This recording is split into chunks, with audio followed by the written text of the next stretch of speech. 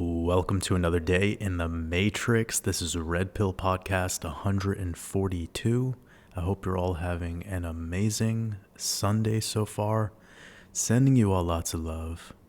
And if you are new here, welcome to the Wolfpack. If you've yet to get access to our Discord, just go ahead and send me a direct message on Patreon with your Discord username, and I will reply back to you in a Patreon message with your Discord server invite.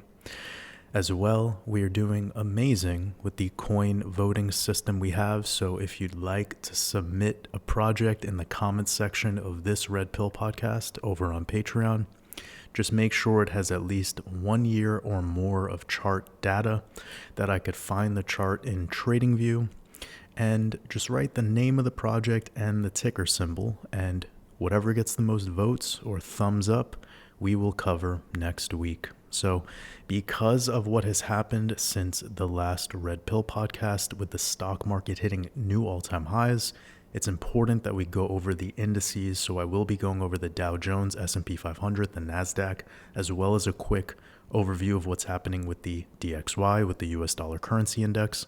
Of course, Bitcoin, Ethereum, and XRP as usual.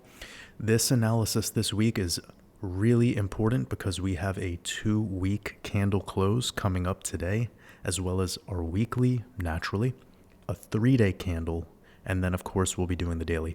But the fact that we have that bi-weekly closure today is big, so we'll definitely be talking about that with Bitcoin, Ethereum, and XRP and the traditional markets.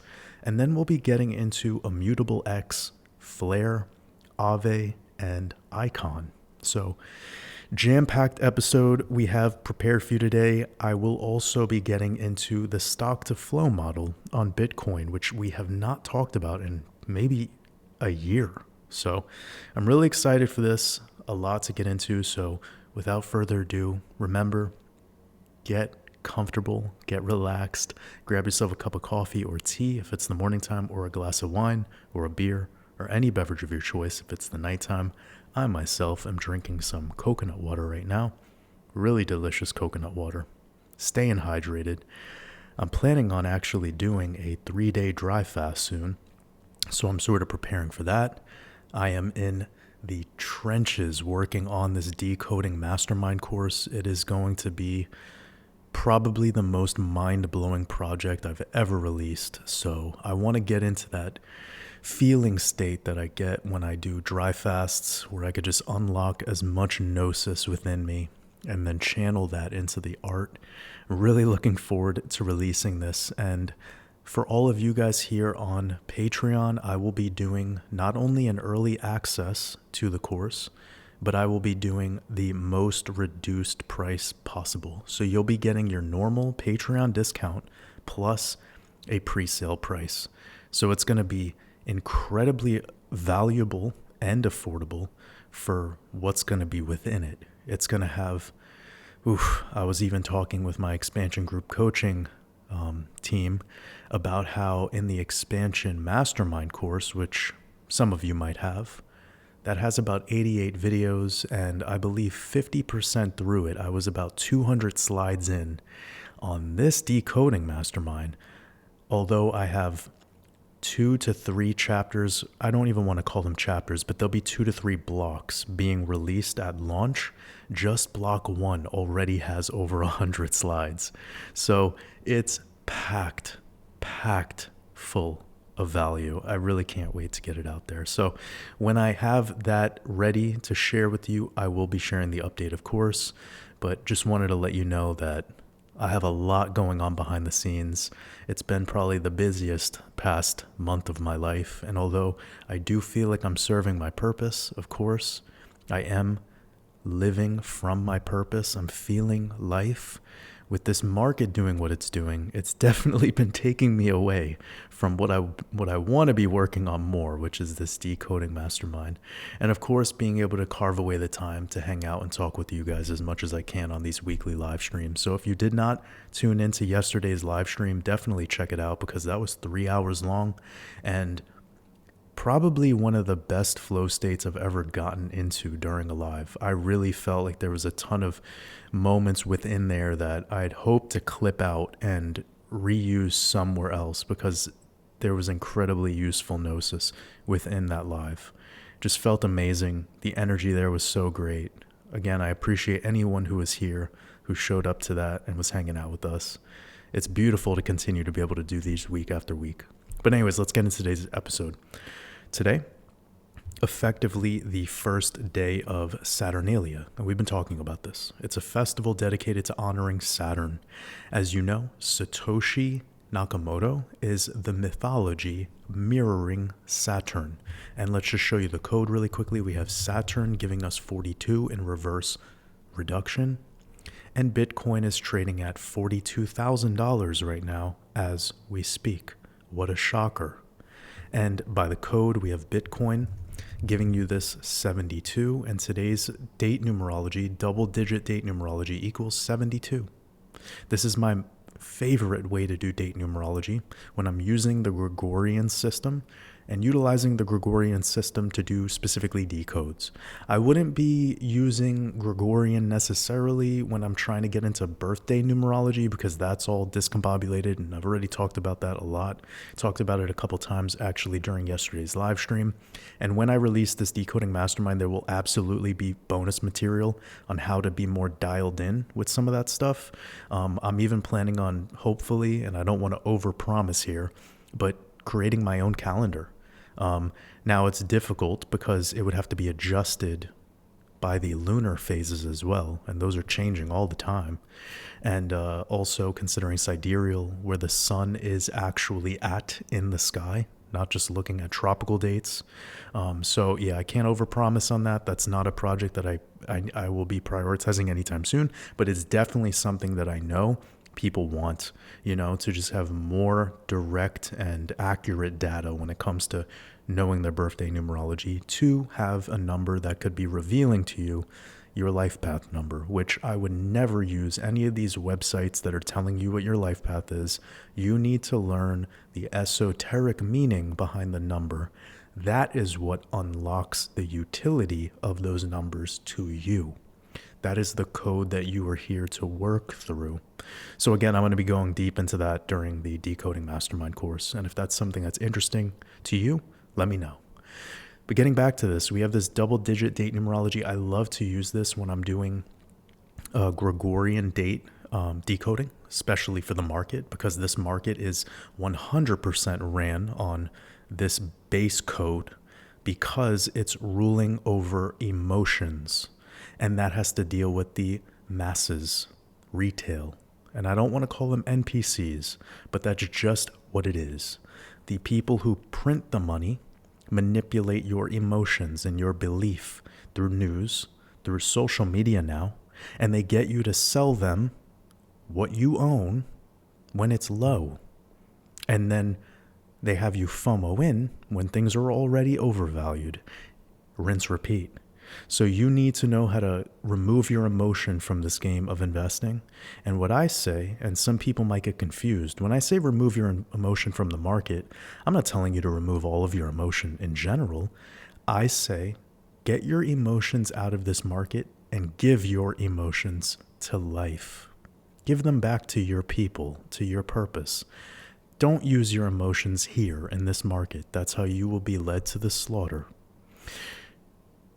This date numerology of 72 aligns perfectly with Bitcoin 72. We just showed you that Saturn and it being the first day of Saturnalia and Saturn equaling 42, and we have 42 Bitcoin, perfectly synchronized.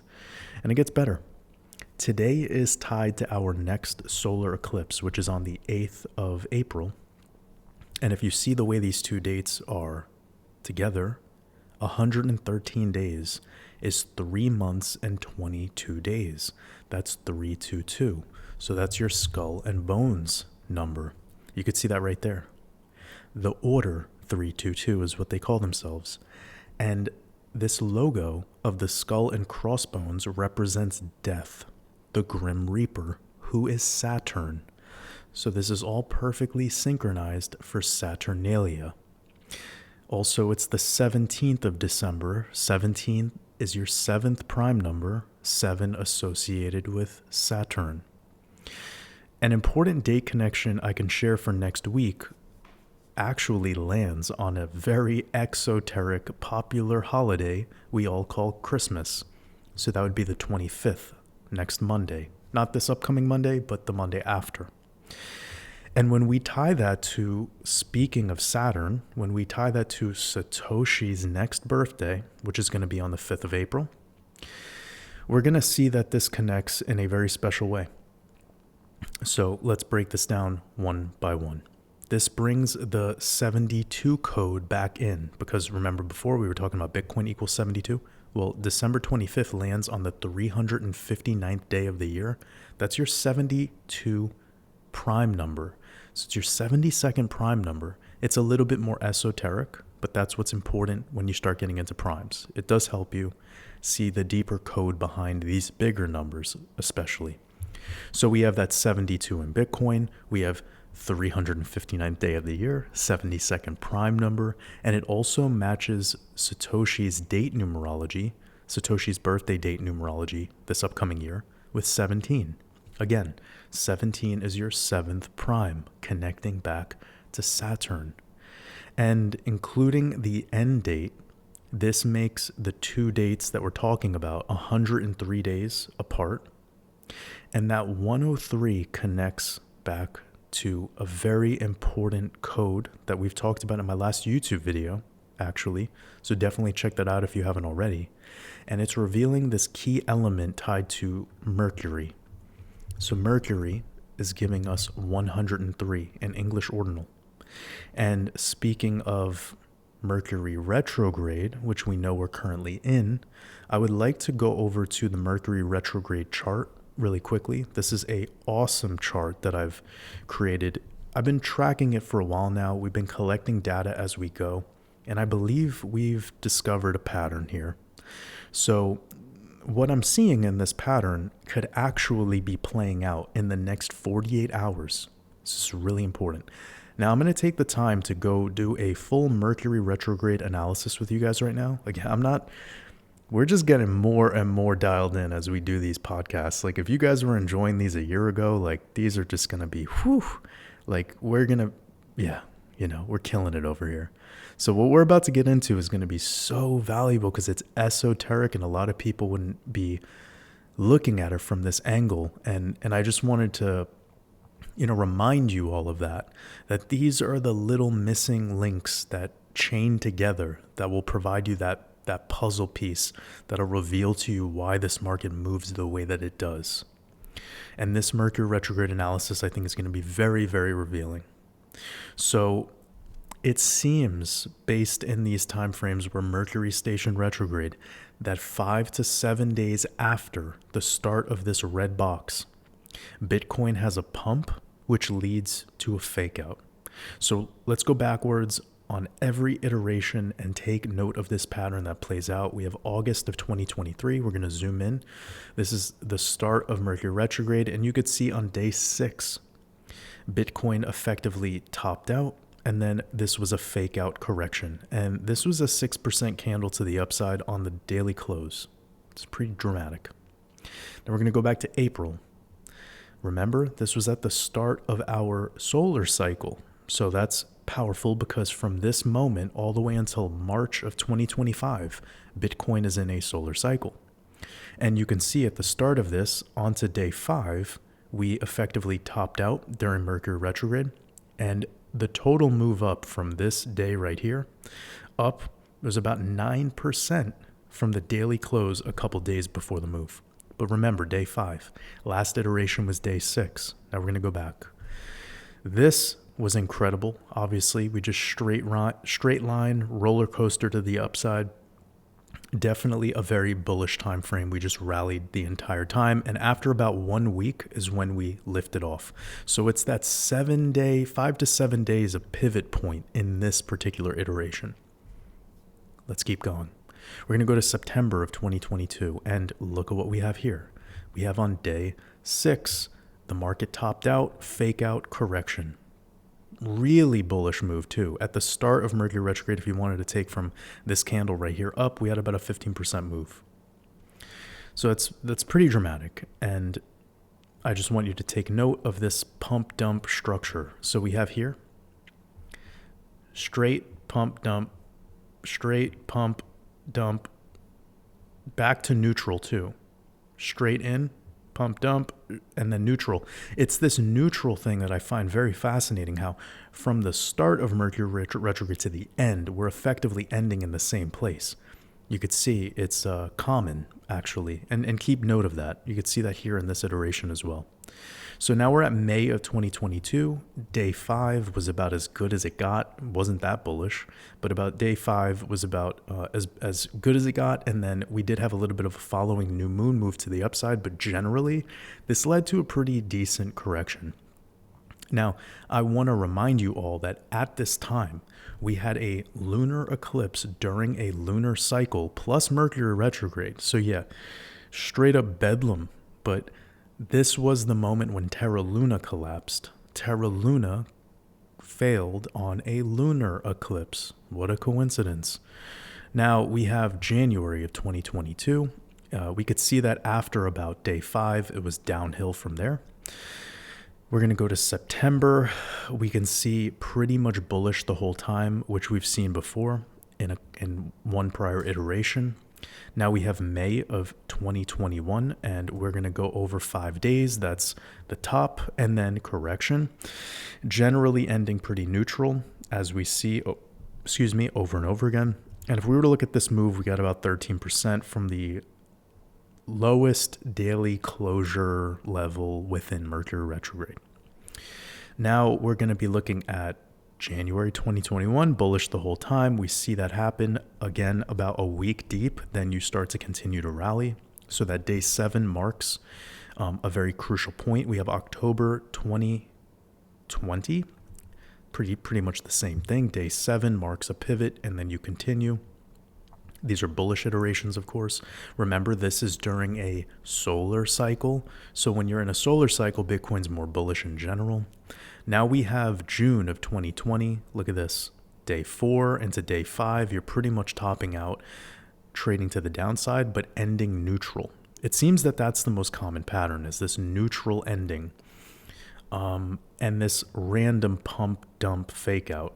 And then we have the most famous iteration, I would say, because it led to the historic C19 crash, one of the biggest crashes across the entire market regarding market cap loss.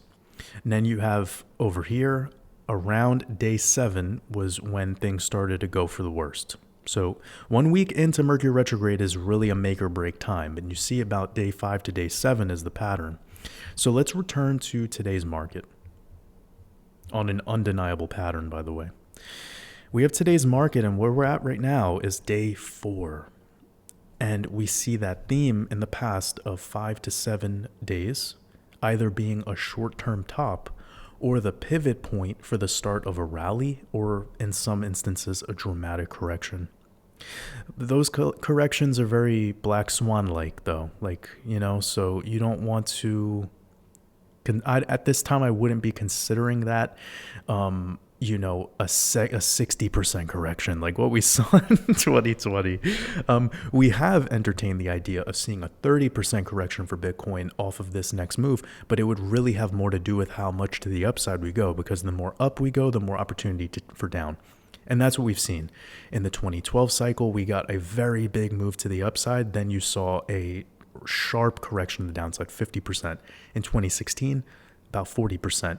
In 2020, you saw a big overextension above the 786, above the golden pocket. So of course we got a much deeper correction, regardless of the C19 crash. Right now we're a little bit more neutral. We have not gone up as much, so it's hard to entertain a 30% correction from where we're trading at current top. If we were to look at where that would be taking us down to about 31K Bitcoin, which I'm fine with. Honestly, that's within reason of where I would be. Maybe I'm a little biased right now because I want Bitcoin to go down to 31. And when I get into the stock to flow model analysis, you'll see why. But, I as a technical analyst, I can't let my emotion and my opinion get in the way, of my desire, I should say. So we're just having fun here with that. But, we always want more, right? We always want it to go down more when we want to buy. We always want to go up more after we've positioned ourselves. And jokes aside, what could be expected with 40% corrections plus, like in the C19 iteration, would mostly have more to do with Bitcoin going up much more than what we've already done. So I can entertain a 30% move from current top, but 40 and 50% moves, like what we saw in 2012 and in 2019, that's hard for me to believe, because I believe that would be breaking structure, and that would have to be Black Swan-like. And the stock market's at all-time highs, by the way, for the most part. So you have to consider, when the stock market's bullish, Bitcoin and crypto is usually pretty bullish. But let's get back to this, okay? Day 5 would be tomorrow, right? So when the whole stock market is open and crypto is trading together with Forex and the CME, the traditional markets and everything, and the stock market's essentially at all-time highs, that would be what the energy is for tomorrow with Bitcoin, having to trade with all of that. And we'll cover the indices in today's TA section to review that thoroughly very soon. Don't worry. But day 7 would be this Wednesday, which again, Wednesday is the day of Mercury, and we're in Mercury retrograde. And this Mercury retrograde started on a Wednesday, which was the day of the FOMC meeting. And what's interesting about this Wednesday, when we get into the charts, is it's December 20th. And if we connect that to our upcoming solar eclipse on April 8th, which, by the way, we'll be in Mercury retrograde during this time too. So between April 1st and April 24th, through Satoshi's next birthday, the solar eclipse and the ritual I'm anticipating on happening for April 15th, and also the Bitcoin halving. That's when the next Mercury retrograde is going to be, by the way. So the current one that we're in is ending January 1st, and then this time frame will be the next one. So from the lunar eclipse in late March until the end of Mercury retrograde in April 24th, I think that's going to be a lot of stuff going on in the world stage, not just for the market, but just in the world stage in general. Keep that in mind. Massive energy we're talking about here.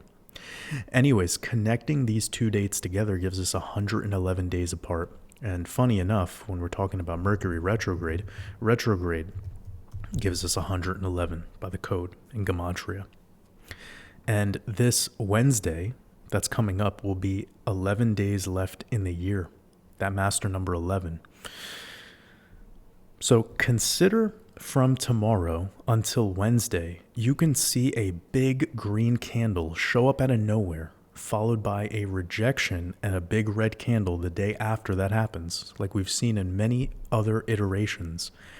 And speaking of the number 11, I wanted to connect this Wednesday to March 10th of this year. This was the day that Silicon Valley Bank failed. And it's literally 9 months and 11 days apart, 9/11. Remember, September 11th, the day, lands on the day leaving 111 days left in the year. This is crazy. So, just like I was showing you that this upcoming Wednesday is 111 days before the next solar eclipse, in that crucial time frame of Mercury retrograde after I already went through it. It's so much.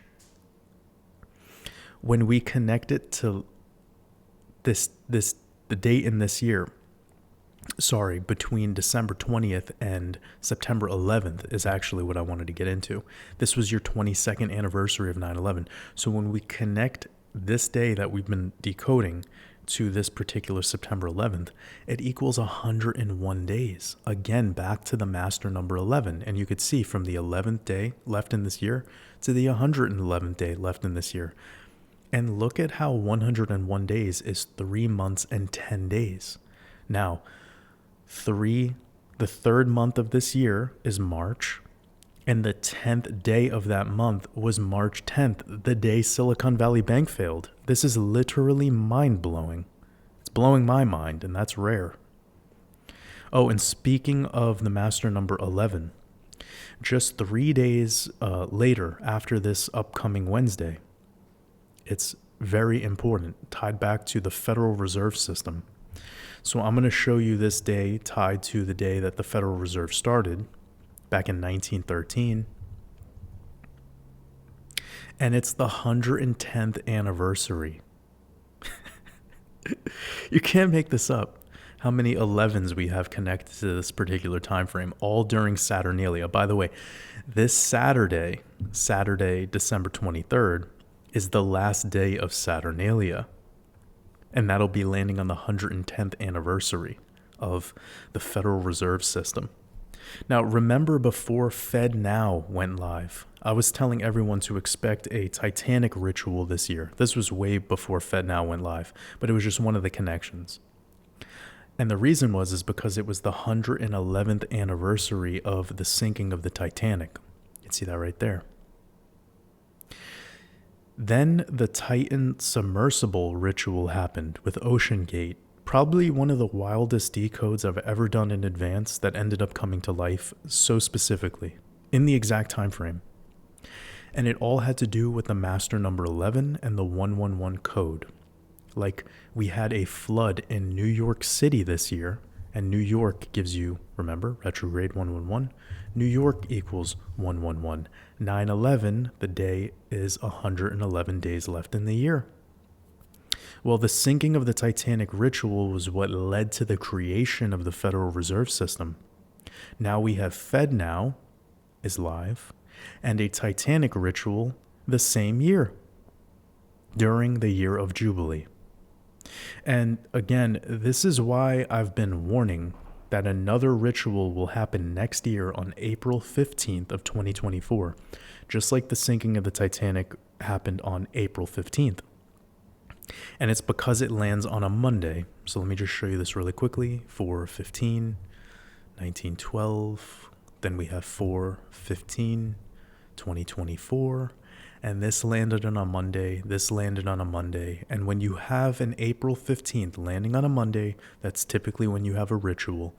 And the fact that we have this 18 code, which is the most powerful number in Judaism, and this 63, 3 sixes, 666, equals 18, that's powerful to me. I'm very confident in this, and I'm not making a prediction here. I don't want to be the predictions guy. I don't want to be the guy who's right about something. That's not my energy.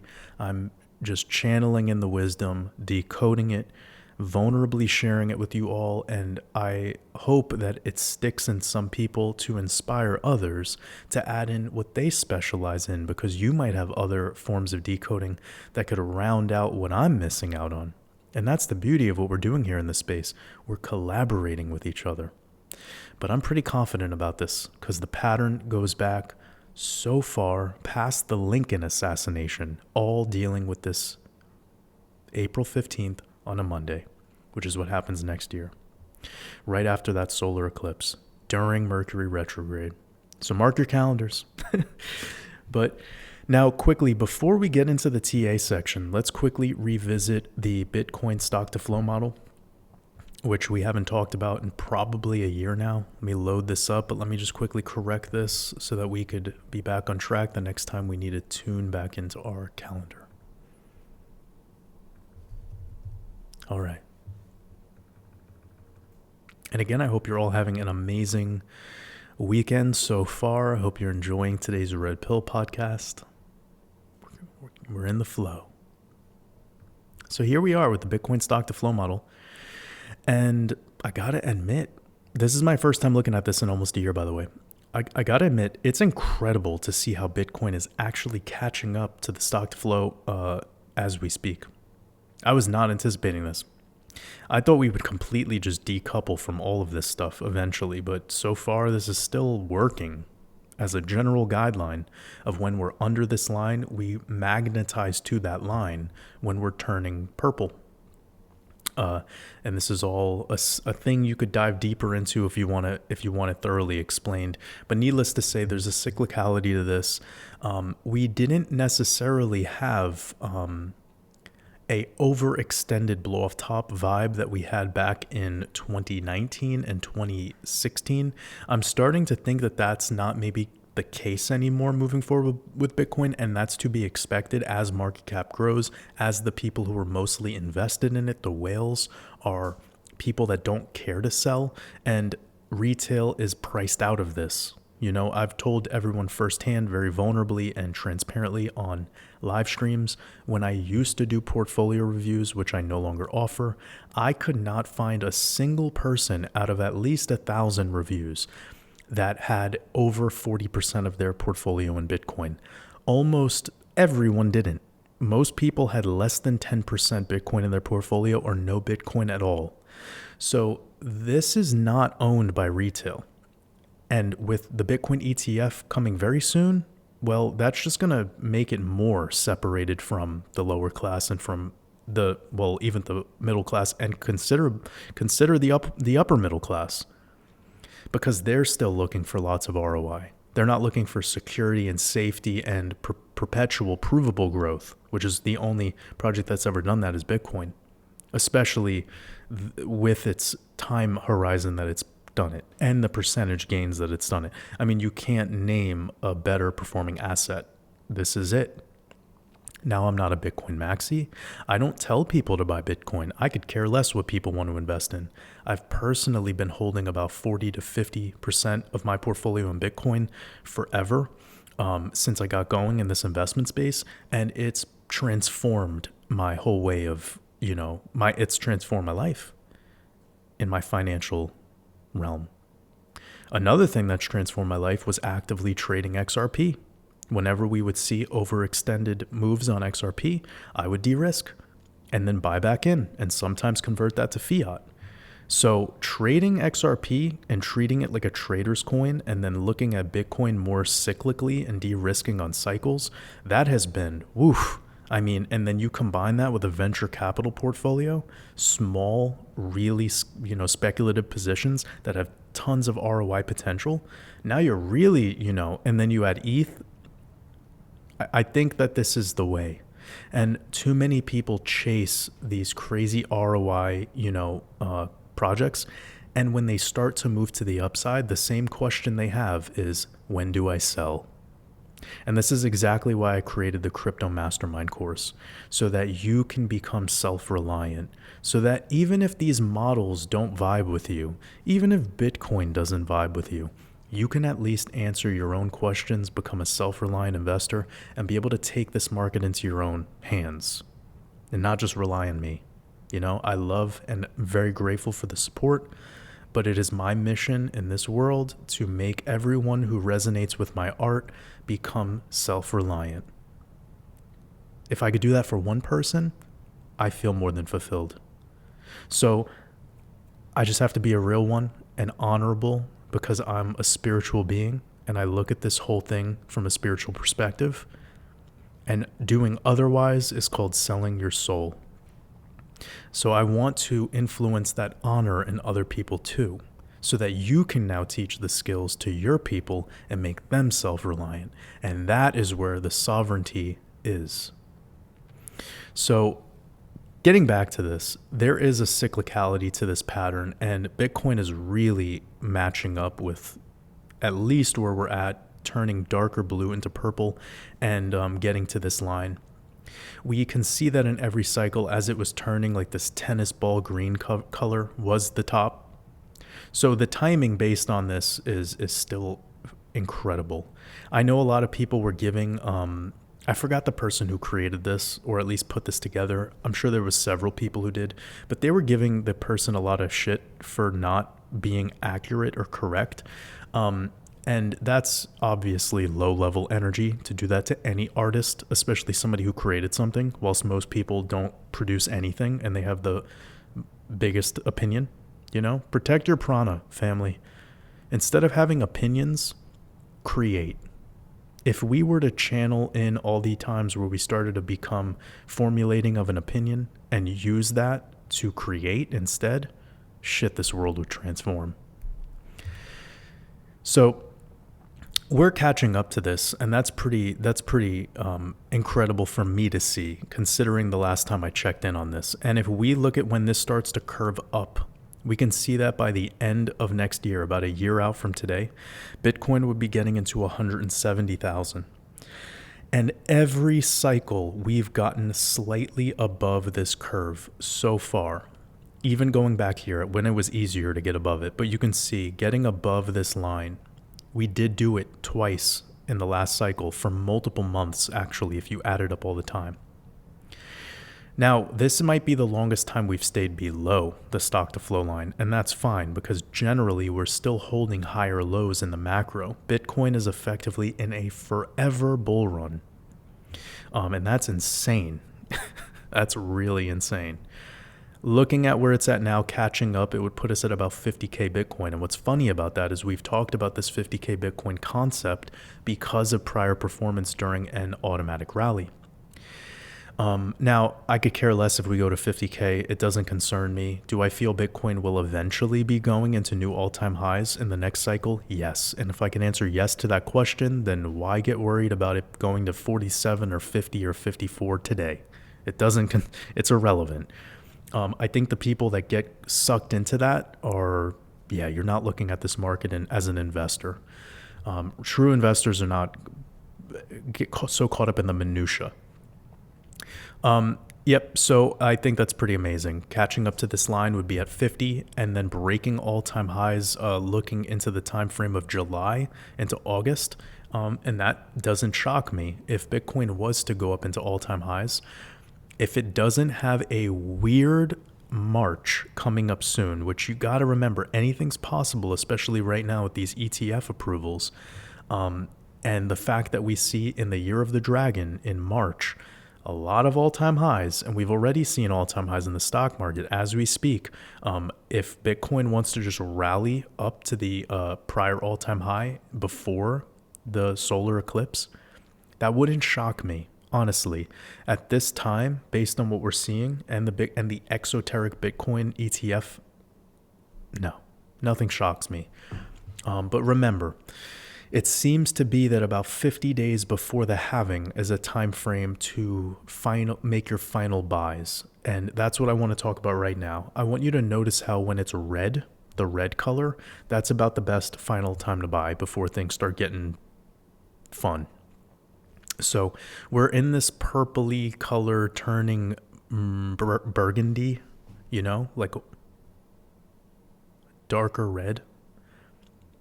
That's the pivot point, man. Like on this AR, it ended purple. And then right when it went red, it was, right when it was red over here. And we see the black swan happened in this moment too, right before the halving.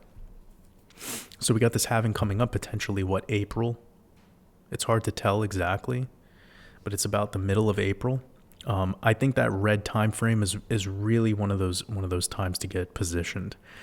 And I find it mind-blowing too how the next step up would be $400,000 Bitcoin.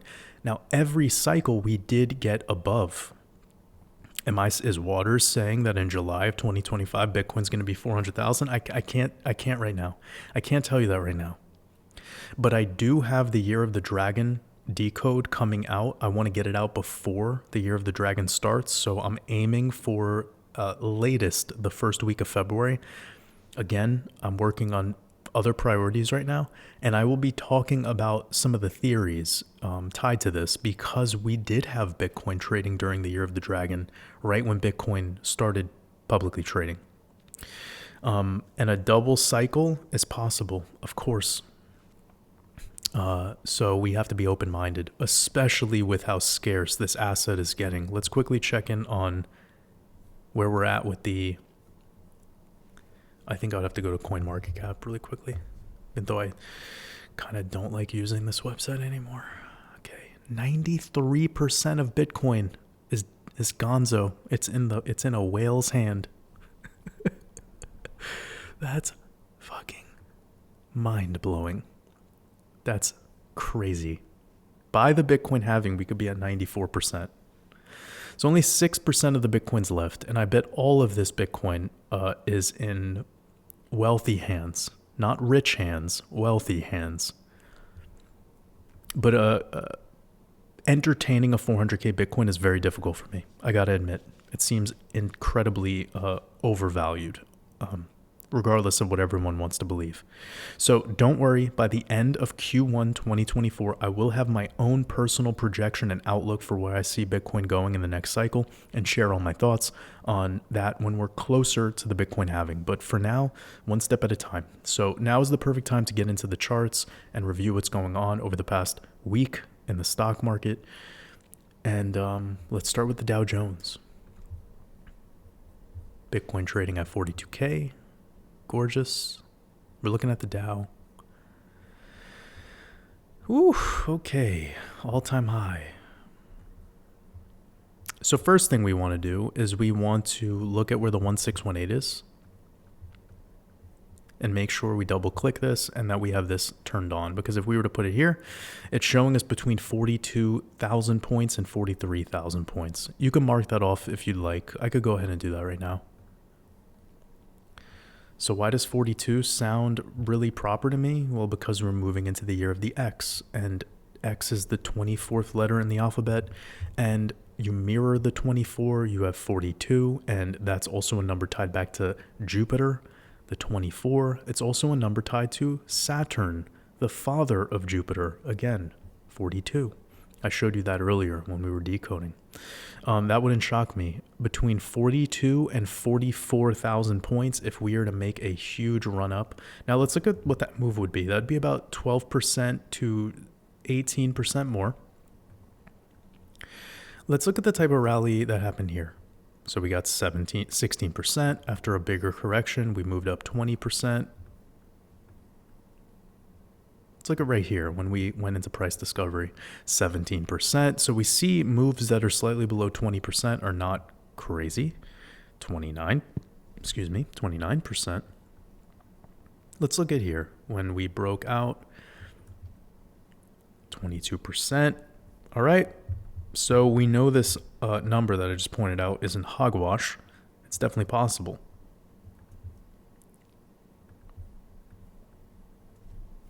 Off of that pivot, it would be 30%. So we're talking this could be in the cards by September of 2024. By September or moving into the end of the year. It's very possible. Depending how elections go, of course, because you know that's another thing that's going to be the talk of the town very soon. So this breakout is pretty clean to me. We are now in price discovery for the Dow Jones. Incredible. Let's look at the biweekly candles. Oh my God. 2.8, 2.6, 3.7, 3%. Just incredible. We're approaching high 60s on RSI and effectively could be a bearish divergence. But yeah, I wouldn't want to get too deep into that right now because we've been in that essence forever on the biweekly. You can see over here, highest we got on the biweekly was in 2018, 90 RSI. And then we went up after that, effectively 40% after a Black Swan event. So yeah, sometimes when people are doing analysis with just one marker, such as RSI and price, could be dangerous. Esoterica is way more valuable. That's what we're talking about here. Okay, so this is really rallying. I mean, the fact that we got this biweekly to clear these highs of November is a sign that this thing is bullish and that they're speculating on it. So there's really not a whole lot much more we can say. Given the upside target, now one last thing that I will do is I'm going to pull a micro fib from this level right here to here, and we're going to see that this 1618 in the short term is probably the first target to anticipate. So something like this. Moving up, let me see, to this 1618 and then coming back to have that type of move where we retest these closures here, somewhere around 36.5. That's something that I could see happening because we can't just keep going up and up and up straight, right? You have to have like a chill out moment. Another thing to do would be to put this in it's effectively close. So consider right below 38,000 points as the first target for this to stall out on. Now we're going to be going over to the S&P. S&P clearing the 888 fib, which is insanely bullish, and that's how you anticipate moving up into new all-time highs. Because you can get above the golden pocket and reject it at the 888, as we've seen here. That's a very common thing to happen. That's why I love using the 888. But once you start closing bi-weekly and monthly candles above this 888 fib, that's a sign that we're moving up to a new all-time high. So yep, this trend line that we have, the blue trend line, has been really incredible. It's been in place since the '08 housing market crash, effectively, and every time we get under it is some of the best buying opportunities available. So the idea about this trend line was not to find the exact supports. It's about knowing when we're oversold. As you can see, every time we're below it, it really doesn't get much better. That's the time to buy. Shit goes so far back, actually, to the year of this, to the 1976 market. Crazy. So it's fun to have some trend lines that are macro, right? Also consider that sometimes we do have short-term double tops. We could have that occur. It depends on the speed of how this wants to keep going into the new year. Christmas rally kind of concept. And let me show you what we got on this micro pull. We got this 1618 sitting at 5,000, pretty much 5,000 flat. So that's something to keep in mind. And our macro is sitting at 5,800. Mamma mia. Yeah, so 5,800 to 6,000 on the S&P could very well be the next bull run top. Let's get over to the NASDAQ. Oh, and any pullbacks, by the way, if this was to have a short-term pullback for whatever reason, I would want you to look for the 4,600 area, back testing this automatic rally. And the NASDAQ is kissing all-time highs. So now the NASDAQ is within 1% of all-time highs. This is going to move. Again, practice using these micro fibs. They're fun. And you could see this 1618 puts us into price discovery about 17,000 points, slightly above prior all-time high. And we did effectively close this bi-weekly candle on the highest 2-week closure ever. So that's already a new all-time high, technically. Technically, the NASDAQ has closed on a new all-time high. Let's go to the weekly. Yeah, I mean, shit, barely, but we did, technically. So the NASDAQ is at all-time highs and the Dow Jones. Fucking mind-blowing. And if this flag really was to play out, it's hard to determine where to put this pole at because I wouldn't want to use the whole run. I would maybe put at this pivot on the 236, and conservatively, since I'm looking at an indice, I would want to do at this 382 point. So something like this. Half staff. And yeah, I mean, it pretty much aligns with what we were showing before on that 1618. So that's somewhere around 1,700. Crazy. So there it is. Price discovery, anticipation to move up more. Let's look at the US 30. Or sorry, what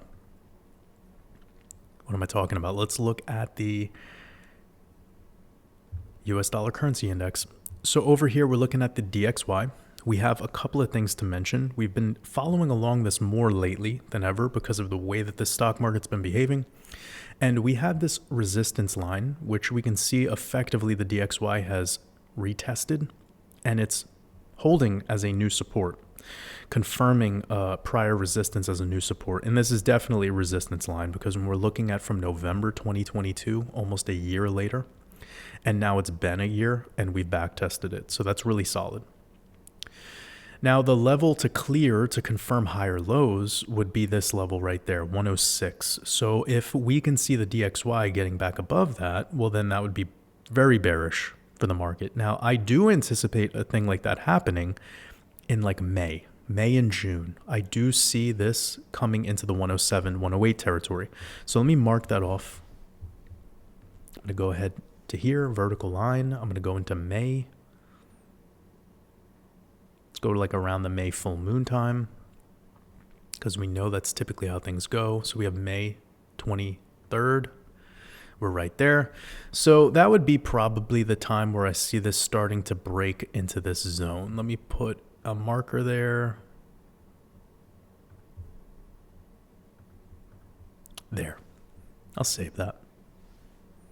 Now, in the meantime, This shit can definitely trade along here as more money enters the market.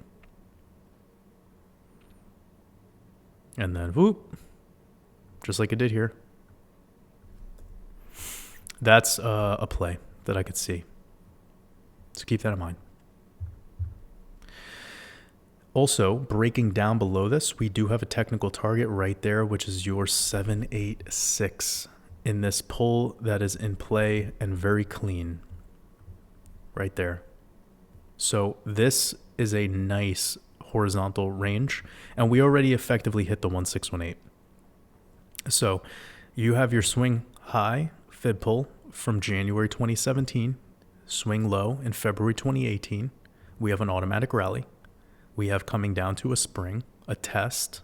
Then we have SOS. Then we have end of the rally perfectly at this 1618. This was one of the cleanest Wyckoff and TA, opportunities to teach, I think. Now that we've come back, you see we're effectively testing the prior all-time highs, the prior buying climax. That's big. That's clean. What we're doing right now is very clean. So we can be holding right now. Holding this line and then have that pop moment up to this 107, 108, 110 maybe if it wants to get really squirrely in the stock market. And then, by the way, I don't think it's going to keep going on to new all-time highs. That would be something to anticipate maybe in 2025. Then after that, I think it would maybe be like a head and shoulders thing. Okay, so keep that in mind. I'm really giving you guys a far outlook right now. We could be trading in the meantime, head, come into May, June, shoulder, and then go lower into this territory in Q4 around the election, and then up after a larger correction in 2025. So that's my outlook. I'm going to hold that off for now. You guys got enough. Let me go into the Bitcoin analysis, not kill any time today. So we were talking about the Mercury retrograde analysis. Let me now bring up the bi-weekly chart and do some traditional TA. This is amazing. Like, Bitcoin's really looking good right now. This sort of top structure is not the greatest because we see that at the end of this rally over here. This was effectively the end of the AR back in, or not the AR, but just in general, this bull trap back in August 2012. Let me look at alignment with the RSI during those times. That might be telling a story. Okay, so back here, we made it up to right into overbought. Here we made it to like 80. And then back here, we made it to pretty much slightly overbought, which is where we are today. So yeah, there seems to be a lot more mimicking this 2012 cycle than the other ones. But what's funny about that is that was the year of the dragon. And we're moving into the year of the dragon too. So we can see today our RSI is slightly above 70. That's not a weird place to cool off. Even if next week we were to have a little jump up, like we talked about this Mercury retrograde analysis. But green, it's looking amazing. We cleared resistance. I mean, you can't really say anything negative about this. Let's look at some of our moving averages. Ooh-wee, we got the wolf cross. So that's big. I teach this is one of my most important indicators. So when you get a wolf cross on the 2-week candles, you can't deny that type of stuff. That really solidifies that 15K is our bottom. I don't know if we have to entertain that anymore. It also tells me that if we were to get a major flash crash wipeout like we did with the C19 crash, it would be perfectly on the 200 exponential moving average, which today is sitting at about 20K. So if things got, like nukem, if nukes were falling from the fucking, even though those don't exist, if that was to happen, that would be 20K. I'm not entertaining anything lower than that. I haven't ever, but I know some people out there are, because there's even been some theories out there where people are saying that they're going to crash us down to 12K or 10K so that the people who are launching the Bitcoin ETF could buy up all the cheap Bitcoin. I don't personally entertain that. Now, anything's possible in the matrix. It's just there's nothing in my data that I've looked at. There's not one single thing that could tell me such an event would occur. And I think this moment back here was very telling. The fact that we already had a bottom, and during the C19 crash, we couldn't even go lower than that. Now, could altcoins go lower than their prior cycle lows? Absolutely. But Bitcoin's a different story. So, and then look at how little Bitcoin is left. There's no Bitcoin to buy. And the people who are holding all the Bitcoin don't sell.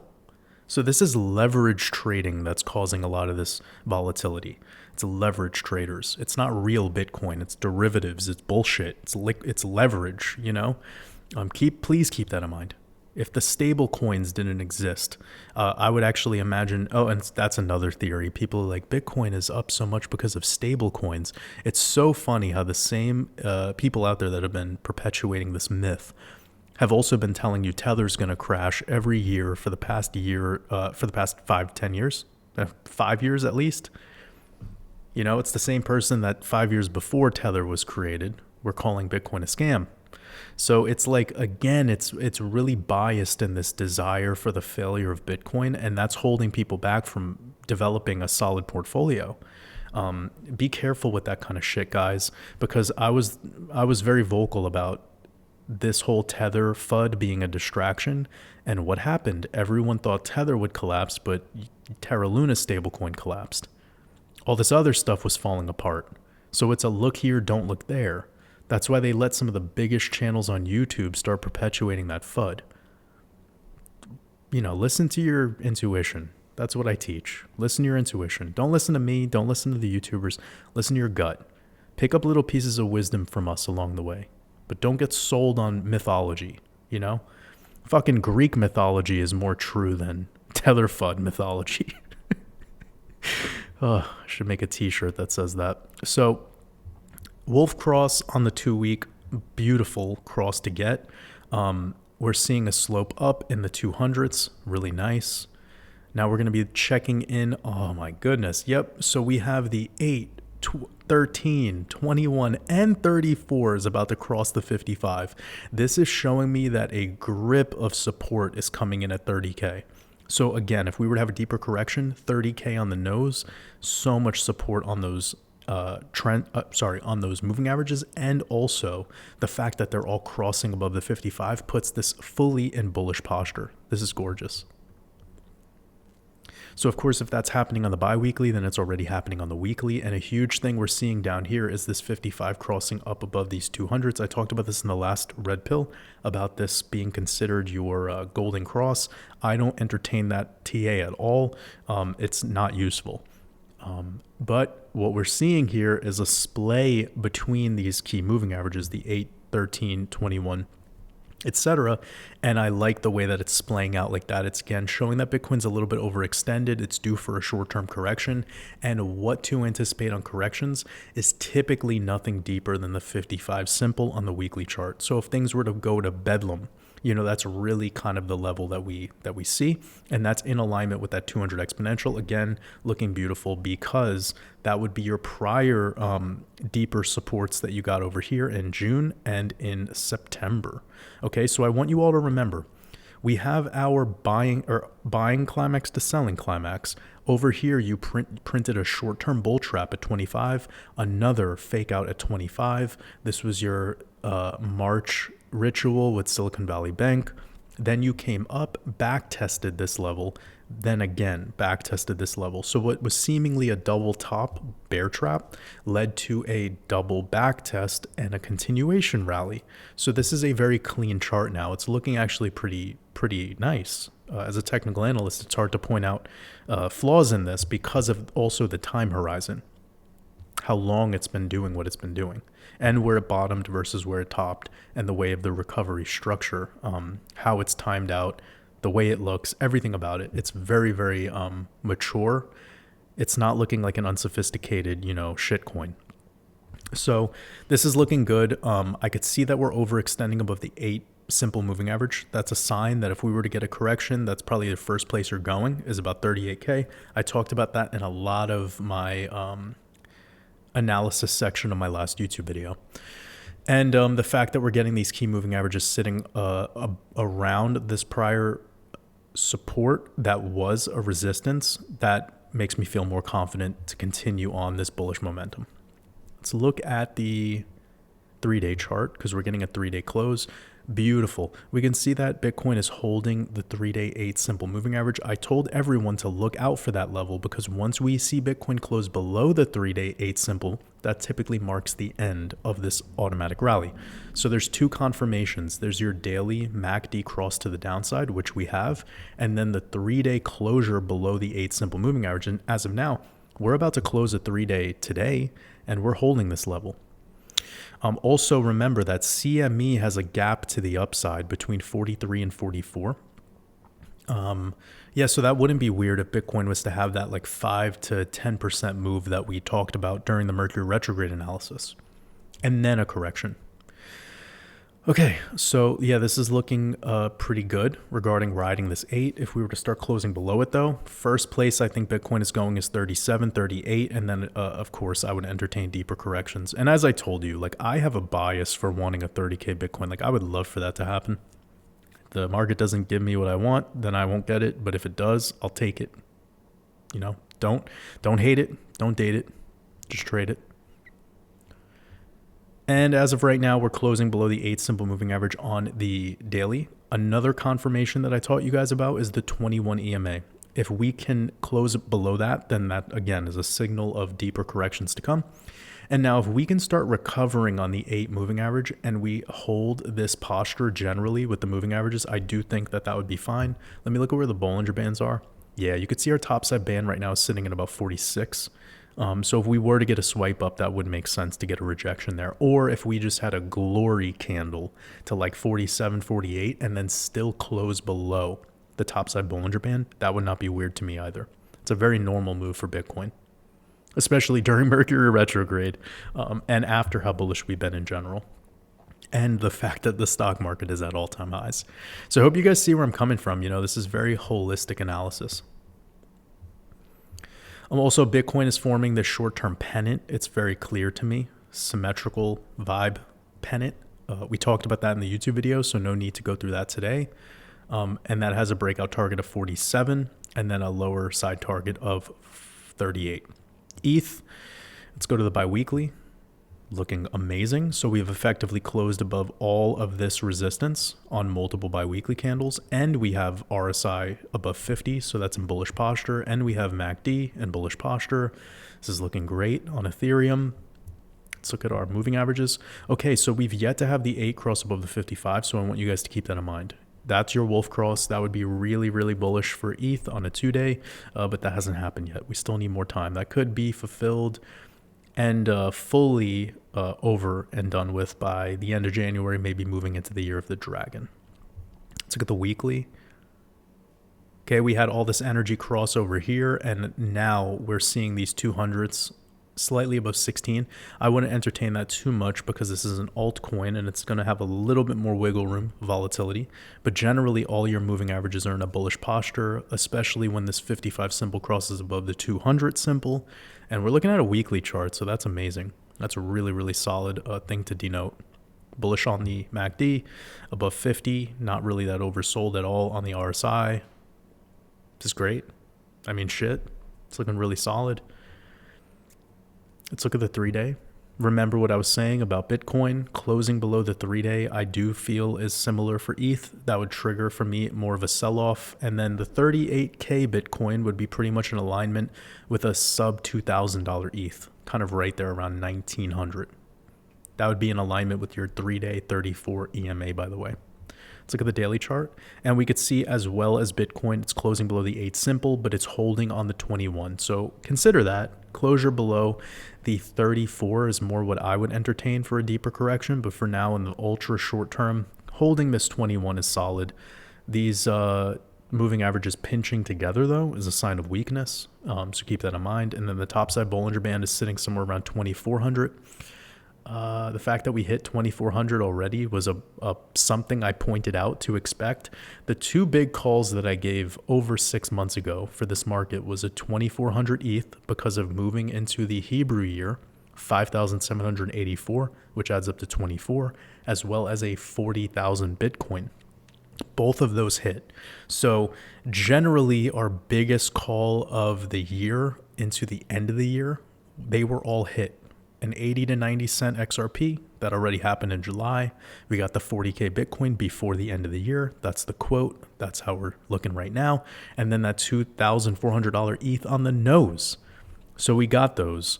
And that's important because we've always been very clear here about what does the TA show us and what are some of our projections, and those conservative projections have all hit.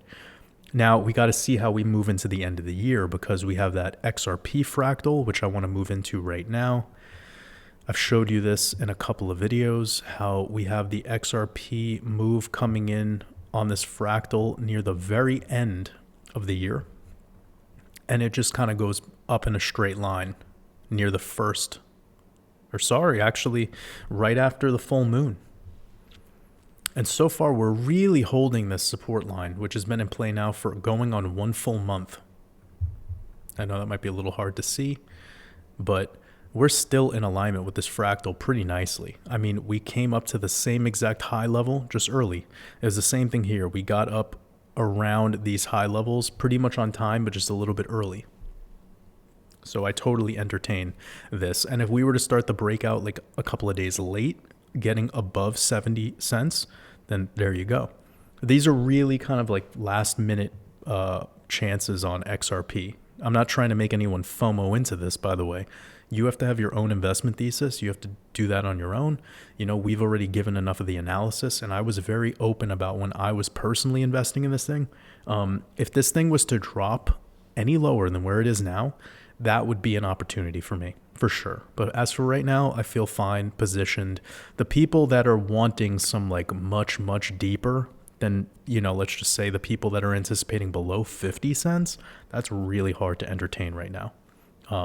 But I do got to admit, XRP is lagging behind a lot with the moves of ETH and Bitcoin, but the way that it is moving according to this fractal is undeniable. So the fractal telling us that this is moving up into almost $1 right there at the start of the year, we just got to be patient and wait and see how that goes. Because if that is what happens, then damn, we discovered one of the most important fractals there ever was. This could be leading us into telling how the rest of the bull run will go for XRP, with the SEC case in the conversation or not. So getting to the traditional TA, I do want to just make note of this 382 fib. That is a very important support to hold. Staying above that on daily closes is ideal. We only really had one daily close below that for the past 48 days. So that tells you around 60 cents is just a support. We're trading at support as we speak. Keep that in mind. Now, I already talked about upside. So consider it would probably take till clearing the full moon to get back to this 0.5 fib, somewhere around 75 cents. Now let's go over to Immutable X. All right. So this thing has had, okay, this is tough to do TA on because we're pulling a fib pretty much from price launch. And this thing price discovered to the downside. So it still is, by the way. We got 95% losses. We have an AR completed. This is your LPS. After your LPS, you have an SOS. So where this comes back to next is pretty much testing on the backup your prior AR. Now, in the meantime, though, this thing could absolutely do something like this. So after your SOS, you tend to have a backup phase. And this backup phase is fun because it's your last and best chance to get in on something. The problem here is we don't really have any chart history. This thing is a little bit, I guess it's about 2 years, but we don't have any prior cycle data because you can see from the data starting, it's just on a perpetual downtrend, losing 95% of its value. So I do find it to be very interesting, though, how it pivoted perfectly on the solar eclipse. So we know the eclipse cycles matter. Nobody can debate that. It's jumped up 300% from the past solar eclipse. So that solar eclipse time frame was a really important trigger point. And if we were to look at where this would be on a linear scale, that's sending us to about $9 in price discovery to the upside. So yeah, this is really thin air once you clear $2.85. Once you get into $3, you have thin air where you could be retesting prior all-time highs pretty shortly after. Let's keep that in mind. Now I'm going to go back because we always want to keep this logarithmic golden pocket in mind. So trading around this area is big. It's crucial, especially when it's your SOS phase, because that's the phase that we really like to have that last moment of structure. We call this your backup. Before you have LPS, SOS, LPS, SOS, etc. Hard to be confident though when you have this type of chart. So I wouldn't personally be investing in this thing because of where it's situated. If I was to, it would be in the backup phase after it clears this trading in the golden pocket. Even if it was to go up right now in a straight line, I wouldn't feel like I'm losing out, because why would you feel that way? There's thousands of altcoins to, play with. Now, the one thing that is interesting about this is it has the X in the logo, the X symbolism, and we're moving into the year of the X. So that could be a reason why some people are wanting to check this project out, which I totally understand. But with this type of chart structure, it's really hard to make calls, and it's really hard to be deterministic. But generally, I think I've given you the play. But yeah, not the best looking chart. Let's go over to Flare. Even worse. This is a really horrible chart to have to work with. Again, super limited in data. Price discovery to the downside since launch. We only have a little bit of trading volume between 3 cents and 4 cents. If this was truly the top, which I think you would get if you look at like CoinGecko or CoinMarketCap's all-time high, they say for Flare it's like 8 cents. So yeah, about a 90% loss. And then right there at the solar eclipse, it pivoted the other direction. So again, clearly tied to eclipses. It's called flare, like solar flare. We've cleared the 236, which is good, because once you start getting above the 382, that's when we anticipate automatic rally. So if this was to AR, closing macro candles above the 382 is what you'd be looking for, and that would be 2 cents. Then you'd be moving quickly up to the golden pocket around 3 to 4 cents, and that's where all of your trading range is. So yeah, I don't know, it's really tough because this doesn't have any data. So I can't really cover this for at least the next 3 or 4, maybe 6 months, guys. So this will be the last time I'm covering this project because we don't have the data. Now, I am completely aware that we all got airdrops on this. If we were holding XRP in certain exchanges back in 2020, you might be getting payouts of that, and you're getting free coin essentially. So have fun, As for the people who want to put fresh money in this, I would think that's a distraction. I'd be cautious. If you're earning it for no reason, for free, then great. Just continue to earn it, and we'll see where it goes the next bull run. But with this limited data, it's just nothing I could say about it. Really horrifying chart. Really no proof of how we could use our fibs. There will be no way to use moving averages on this with such limited data. It did not trade through the C19 crash, so we don't know how this thing trades when it gets knocked out, but it's still looking like it's knocked out. You feel me? Yeah. So I suspect when people started getting some of these payouts, they just started selling it off. And that's why it's created this vibe. And perhaps, now some people have been buying in, but everything has gone up since the last solar eclipse. So that's nothing like isolated to this particular project. And off of this solar eclipse, it's only up 100%. We've seen many, many projects up 100%, 200, 300% in most cases. And those projects have a lot of chart data in the past to bet on. So again, words of wisdom. If you're earning this for free, great. If you're trying to put fresh money in the market, I would not look at Flare. Now we're going to Aave.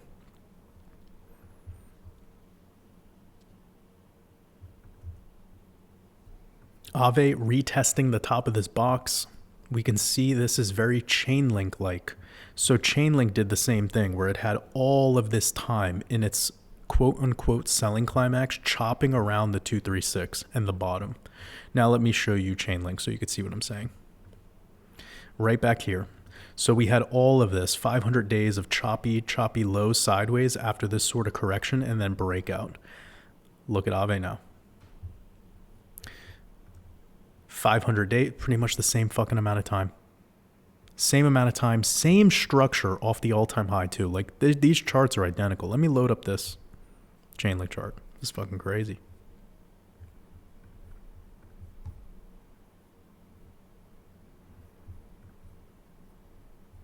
Like, do you see?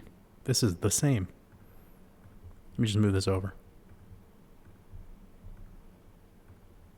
Same chart. So now let's analyze what Chainlink did. Chainlink off of this pivot, it went straight up to the 0.5 fib.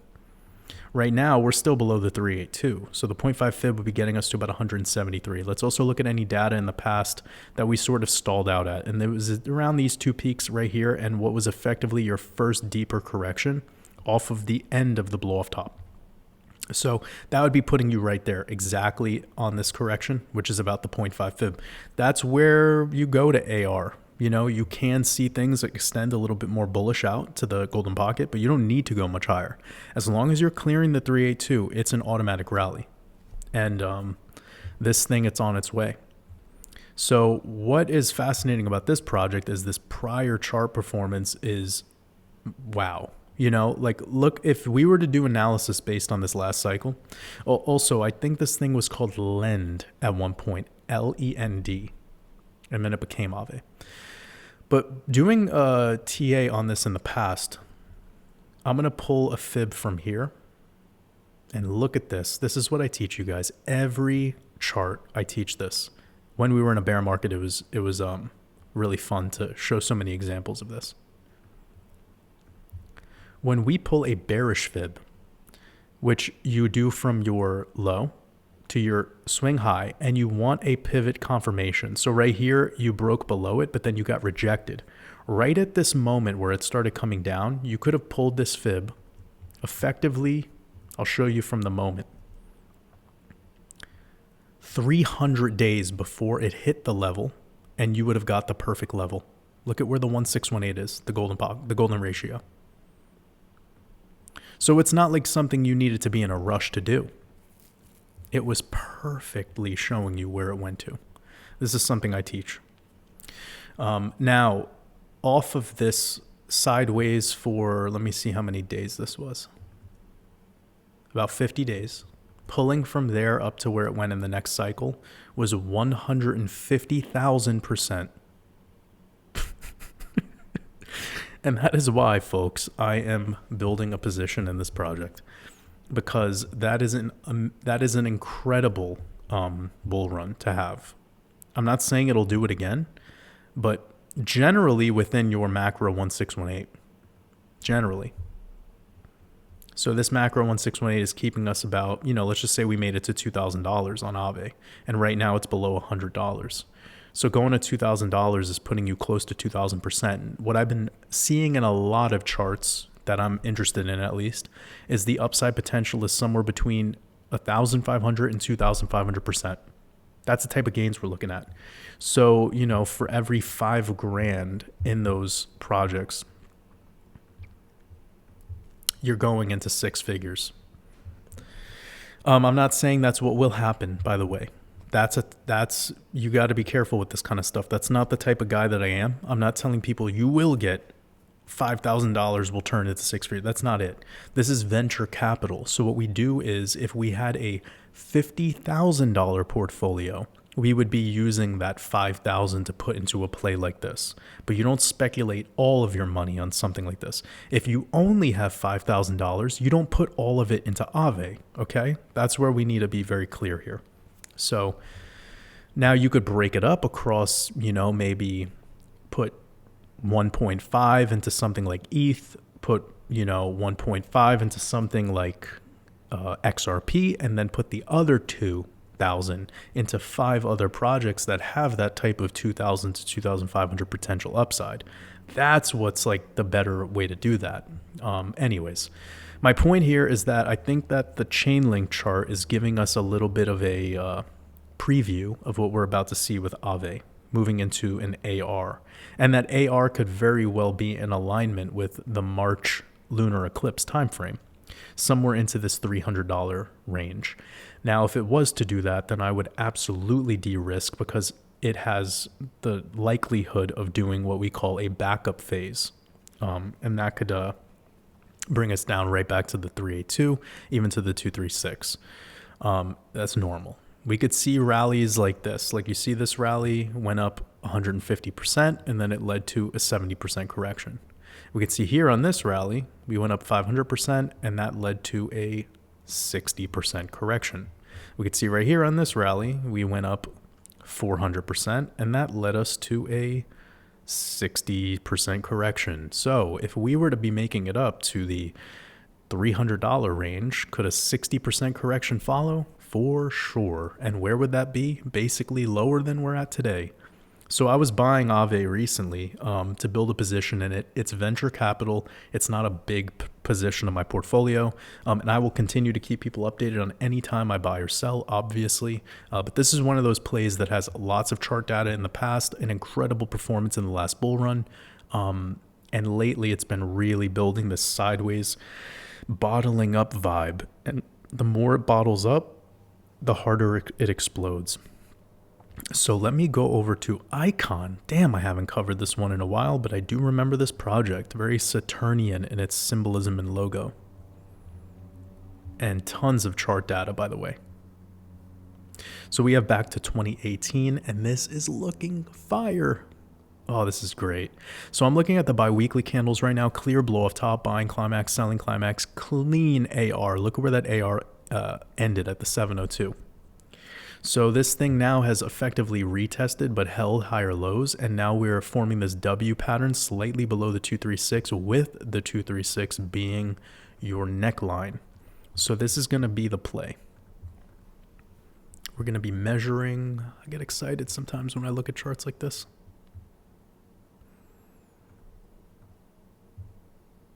And that clears your 382, which is setting you into retests of your AR. So what's the next phase here? This would be your SOS. The next thing that this is most likely to do is what's called this sign of strength phase, which brings you higher than your automatic rally. So effectively, if I was to mark off the area, it would be somewhere between the 786 and the 888 fib. That would be the next rally point. Also, I want to be very, very clear here. Very, very clear. It can go back up to here, and that could be the end of its run.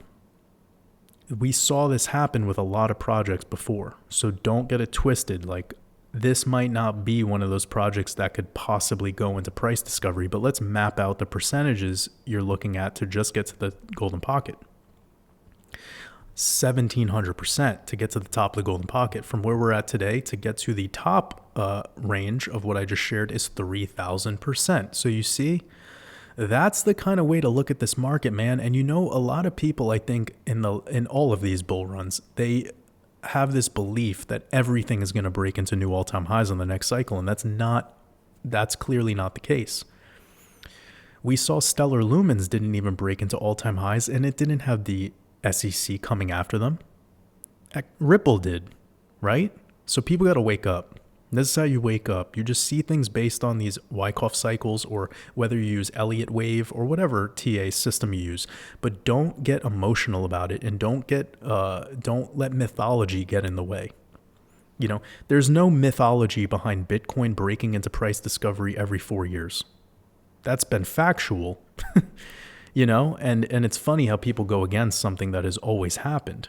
Now, again, could it be different this time? Sure. But is that how we make investments? No. You have to make investments based off of what the charts tell you, the truth, not your opinion. So I would be looking at this based in Wyckoff, as I always do. And again, I teach this in my Crypto Mastermind course, which is available to you guys with the biggest discount available. Comes out to around $150 total. You get over 100 videos, and it includes the exit strategy blueprint for free. So the promo code is in the description of this video if you wanted to start getting into that material leading us up to this month of April that we're talking about. So I do feel that's the next move for Icon, and that would mean that situating a little bit like a 1%, 2% position in this would not be dumb, you know? Likely to retest this area or even go into those upper end targets. Do I believe that I could see it going much higher? Probably not, just because it's an OG coin.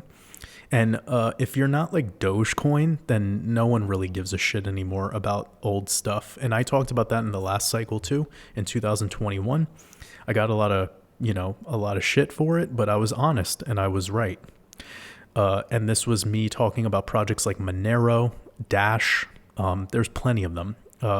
And now that we've seen Dogecoin do what it's done cycle after cycle, and we see the growth and popularity and fame of Elon Musk, I think that like all these OG coins, including Icon, it would be less likely to break into price discovery.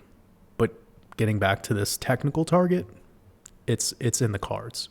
So you have evidence of likelihood to do well, at least make some profits. Okay, I'm going to wrap up this podcast here. I appreciate every single one of you. I hope you all enjoyed all of the gnosis. It got sweaty at some times, but at the end of the day, this is the Red Pill Podcast. So I hope you all have an amazing time and have an amazing rest of your Sunday, and I'll be catching you all very, very soon. Much love.